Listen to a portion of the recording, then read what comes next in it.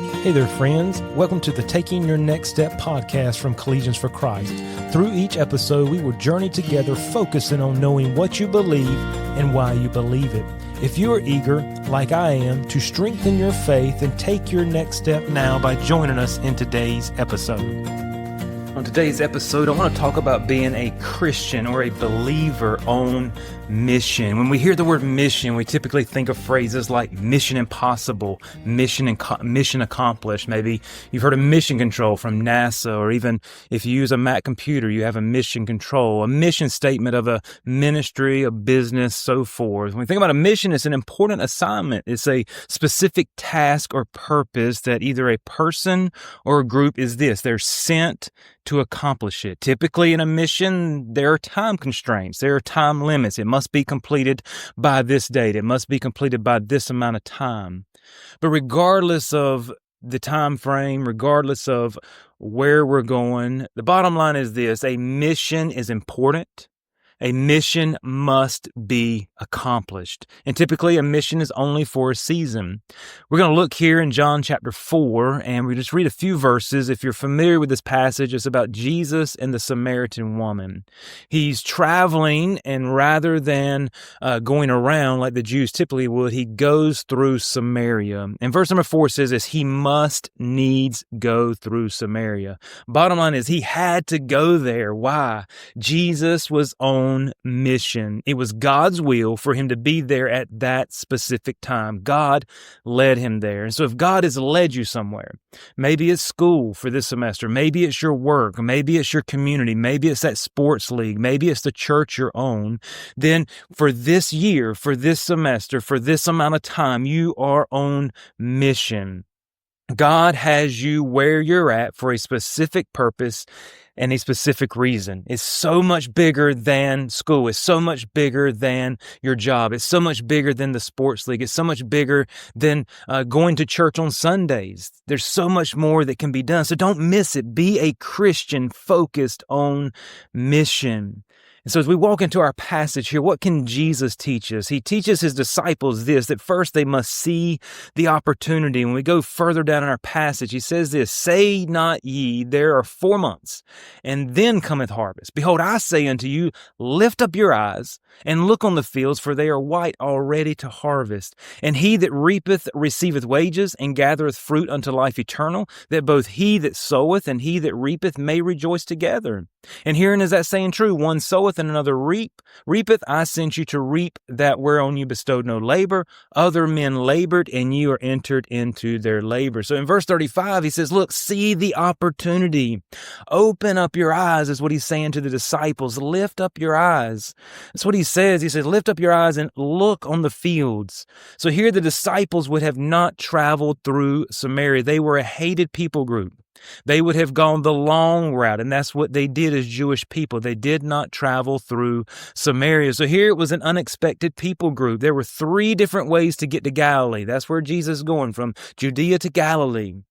And this was the one way a Jew would not have taken. Why? Because they were prejudiced. Racism is not something new. It is old as the world, and Jesus here stamps it out at its core. See, the Jews felt they were better than the Samaritans.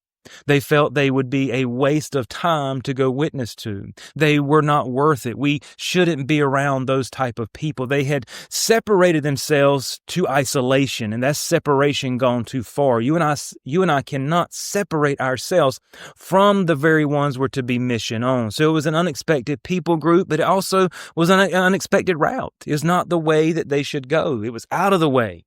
It was not in their schedule. It was not planned.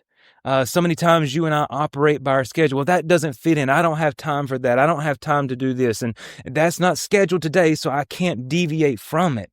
But being on mission is recognizing the opportunities that God puts before us. And so it led into an unexpected lesson. They did not, the disciples, understand the true heart of the mission. Jesus reveals to them and to me, myself, and to us as believers, they were too focused on themselves. They thought it was about a certain type of person, a certain type of place. Here he gave them an unexpected lesson. He says, I must needs go through Samaria. These people need the gospel. It doesn't matter what they look like, what they smell like, what their background is, where they're from. It doesn't even matter what they're engaged in, as we're going to see in just a moment. So he says, look, lift up your eyes. See the opportunity. Look around you. He says, look on the fields. He says, look, lift up your eyes. See the opportunity, but begin to look around and see all that's going on around us. This past week was heavy in our country. There are things going on between good and evil that are just bursting forth at the surface. They're reaching a climax, if you will, and they're exploding. We see the death of Charlie Kirk, the assassination. We see constant school shootings. We see the evil versus good.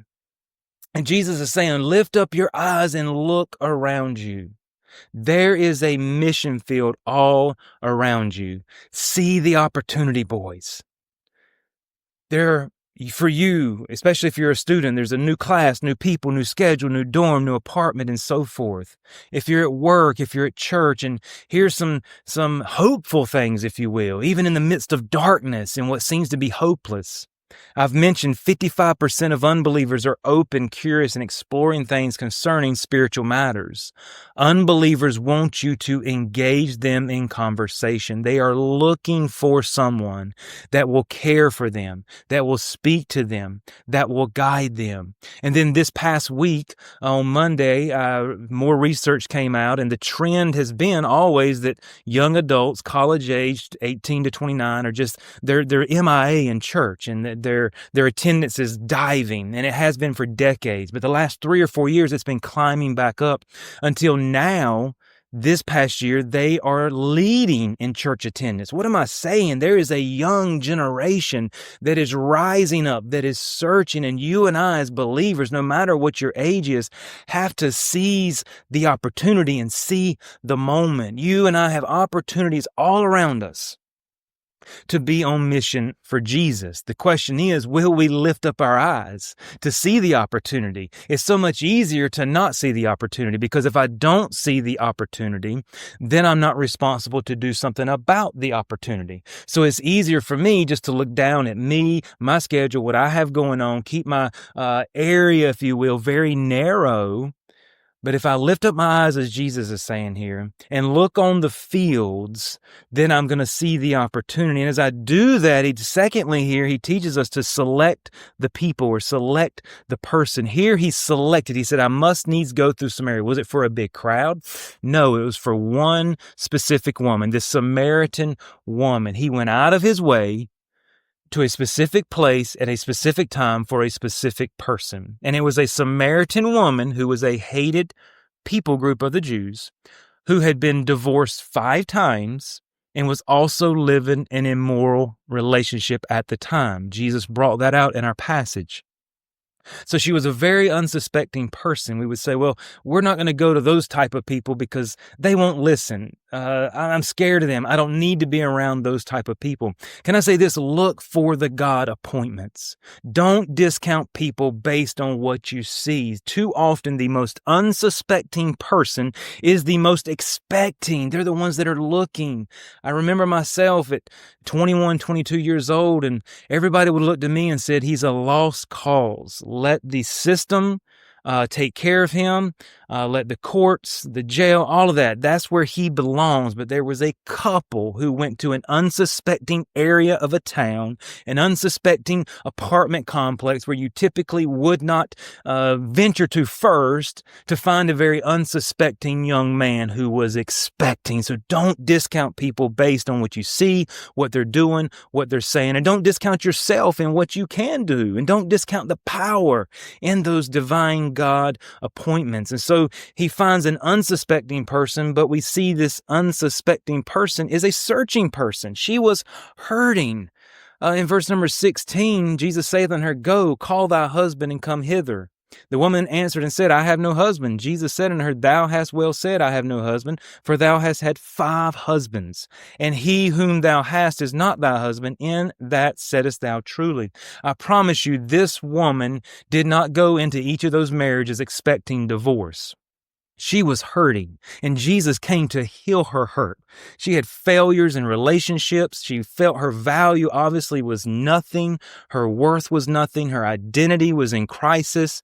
Can I say this? People are hurting all around you and all around me. They're just looking for hope. She was very confused. She said, the woman saith unto him, Sir, I perceive that thou art a prophet. Our fathers worshiped in this mountain, and ye say that in Jerusalem is the place where men ought to worship. Jesus saith unto her, Woman, believe me, the hour cometh when ye shall neither in this mountain nor yet at Jerusalem worship the Father.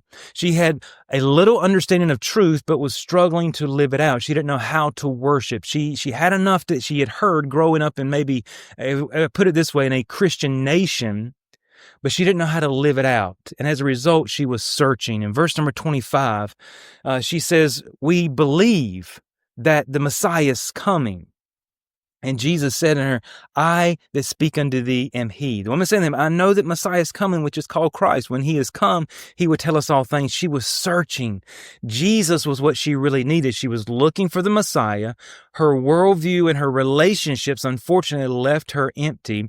And people are more open because of the philosophy of the world that leaves them empty. So be a Christian on mission. See the people that God has placed around you. And as you see the opportunity and you see the people, do this. Seize the moment. Jesus said there are 4 months and then the harvest. The thing about opportunity is it shows up for a moment and then it's gone. If you don't seize it, you can miss it.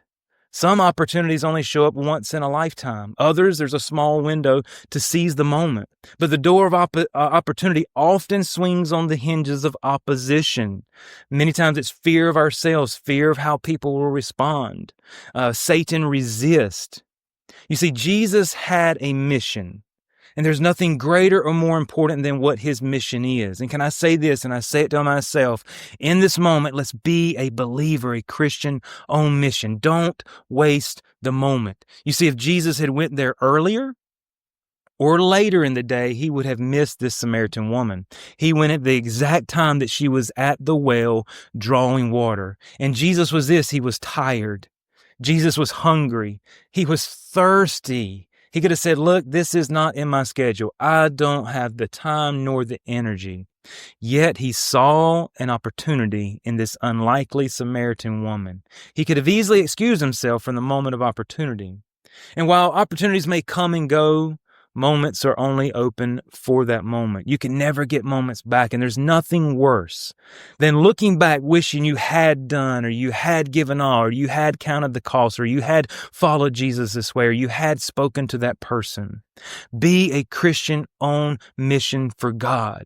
You see, because Jesus was on mission, God worked in a mighty way. Verses 39 and 41, remember he said, I must needs go through Samaria. 39 says, and many of the Samaritans of that city believed on him for the saying of the woman. And then it goes in verse 41, and many more believed because of his own word. Because Jesus was on mission, God worked in a mighty way. I don't want you or I to miss the opportunities that God has placed around us. How can you and I be a Christian on mission this year? One, keep your priorities straight for the mission. Don't let the good take away from the best. Don't let the school, the relationships, the work, the fun activities take away from what's best. Still, we have to do those things. You need to do good in school. You need to do good at work. You need to be a good employee. Or if you run a business, you need to be good for your family. But through that, we have to have the lens of being a Christian on mission and look for opportunities in the mission. See what opportunities that God has placed in and around you. Pray and ask for opportunities. I promise he will give those to you. And as you see those, invest your time in the mission. Talk to people. Be friendly. Ask questions. Get to know people. Build relationships. That's the essence of the mission, is building relationships, making disciples. Invite people to events, to meals, to coffee, to your home, to a Bible study, to your church. Invite people to Jesus. And be a witness. Share Jesus in the darkness. Share Jesus in the streets. Share Jesus in the grocery store. Share Jesus at work. Share Jesus at your sporting event. Share Jesus in church. Share Jesus with the people that God has placed around you. Thank you for taking the time to listen. If this podcast has been helpful to you, please share it with a friend or subscribe to stay up to date on the latest episodes. You can connect with Collegians for Christ online for more information and resources at cfccampusministry.com.